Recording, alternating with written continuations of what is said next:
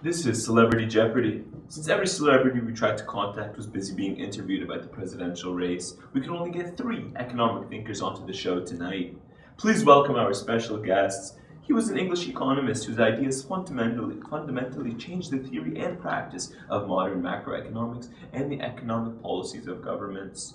He built on and greatly refined earlier work on the causes of business cycles and is widely considered to be one of the most influential economists of the 20th century and the founder of modern macroeconomics. From Cambridge, England, here's John Maynard Keynes. For our second contestant, he came as a last-minute replacement. We don't know much about him. The affluential David Ricardo. For our final contestant, he was a Scottish moral philosopher, pioneer of political economy, and a key figure in the Scottish Enlightenment. From the county of Fife, Scotland, here's Adam Smith. Here are your categories, gentlemen. Rule of law will be the first, followed by limited government. The third will be the regulator efficiency, and finally we will have open markets. The categories we have here tonight are ways you can determine a country's overall economic freedom. The answers will be one of 3 countries: the United States of America, India, and Iran. John, you can start. I'd like to take limited government for 300. Limited government for 300, please. In this country, front-loading spending has increased, and the Bipartisan Budget Act of 2015 has not reduced the size or scope of government. John? The United States of America? United States of America, which is correct. And might I say that the Bipartisan Budget Act of 2015 has increased government spending, and the United States government is choosing to spend more and invest in the public sector to avoid a second recession by promoting economic growth and reducing unemployment. And this act will create over 340,000 jobs alone in 2016 and 500,000 in 2017. And I believe strongly in the United States method of spending to avoid a recession and thereby avoiding the possibility of an economic bust. They are clearly following my economic theories, and I'm very proud that they are doing so. Thank you for that, John. Now, since you got that right, you can ask again. I think I'll go for open markets for 100, please. Open markets 100, please. This country discriminates against foreign investment with numerous tariffs and policies surrounding the importing and exporting of goods and services. Mr. David Ricardo. What is India? India, that is correct. I'd just like to add that India imposes such tariffs and policies in order to protect their domestic consumption and production. In doing so, India's government can retain their rule of the economy and maintain complete, constant rate of workers. For me personally, I do not agree with this strategy. I'm a believer in comparative advantage, and thereby I believe in free trade, something that tariffs highly restrict. If I were to give advice to Narendra Modi, current Prime Minister of India, I would advise him to lift the tariffs and loosen the restrictions on certain policies. By doing so, we will be able to increase foreign investment as by helping other international relations. Furthermore, we will be able to benefit companies with tight capital as well as help workers and industrialists instead of hurting them. As I most often preach, wages should be determined by free market conditions.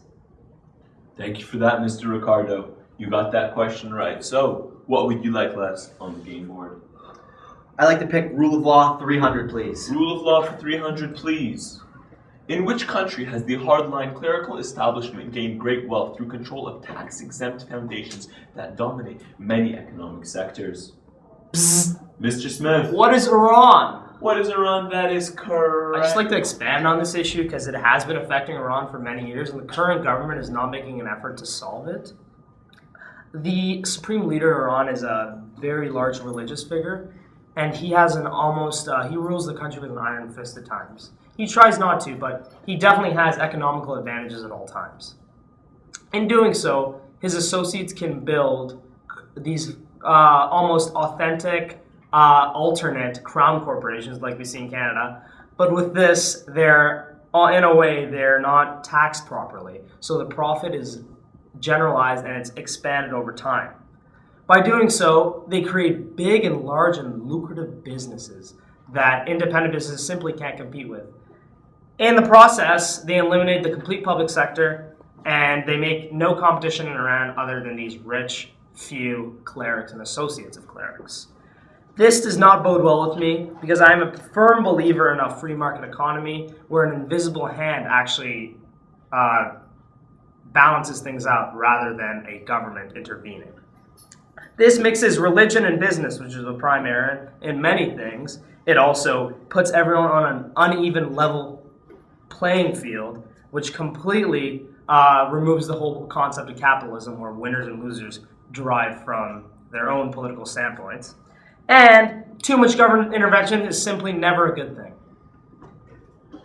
Thank you very much for that, Mr. Smith. I'd like to go off the program just for a bit, gentlemen. Using your economic theories, how do you think these three countries could improve their economic success, be it hurting their economic freedom or helping it? I'd like to start with John, please. So I just strongly believe the government should spend because this will reduce unemployment like what the States has done with the Bipartisan Budget Act of 2015. And this is critical in avoiding recessions and economic bust. While you could enter a recession, you will climb out of it much quicker as it avoids the trough period. And the more that these governments of these countries do this, the more economic success they will have. They will have to limit some freedoms in the open market, but I believe this will help their economic success and outweighs the downfalls. Thank you for that, Mr. Keynes. Now on to the second contestant, Mr. Ricardo. What do you think? As mentioned before, I'm a big believer in free trade and comparative advantage. And I believe that what's hindering India's economy is the fact that they have many policies and tariffs imposed on them, especially on foreign investment. This is done to obviously help producers and improve domestic investment. However, I believe this handicaps their economy, as the fact that they are not able to improve their exports and imports. With this being said, I believe that they should loosen the restrictions that they have on government policies, as well as lift the tariffs that are imposed on many domestic products. This will allow for more foreign investment, as well as improved private sector and public sector freedom. Thank you very much for your input, Mr. Ricardo. Now for our final contestant, what do you think, Mr. Smith? Well, the answer to this question is not as simple as government spending or removing tariffs. You have to take in a relative to your population and how your citizens will react to this. Because I am a man of the people. I am not a man of money. Because if you're a man of money, you're just going to you're capitalistic and you're greedy. You don't want to be that. You want to be a man of the people that serves the people in a way that they have an opportunity to succeed. So I believe Iran's transition from a command economy to a mixed economy would be best. Because I strongly believe that a full capitalistic market always results in a power distance between the poor and the rich. And I would never want that in a country like Iran, where there's a single resource economy with its crude oil exports and its refined petroleum. While I do believe that economic freedom in Iran could be improved, with the economic sanctions of 2013 to 2015 being removed earlier in January of this year, they bode a lot of economic potential because they have the third most largest oil supply, and now they're going to be able to compete with Saudi Arabia and Qatar. Thank you for your input, Mr. Smith.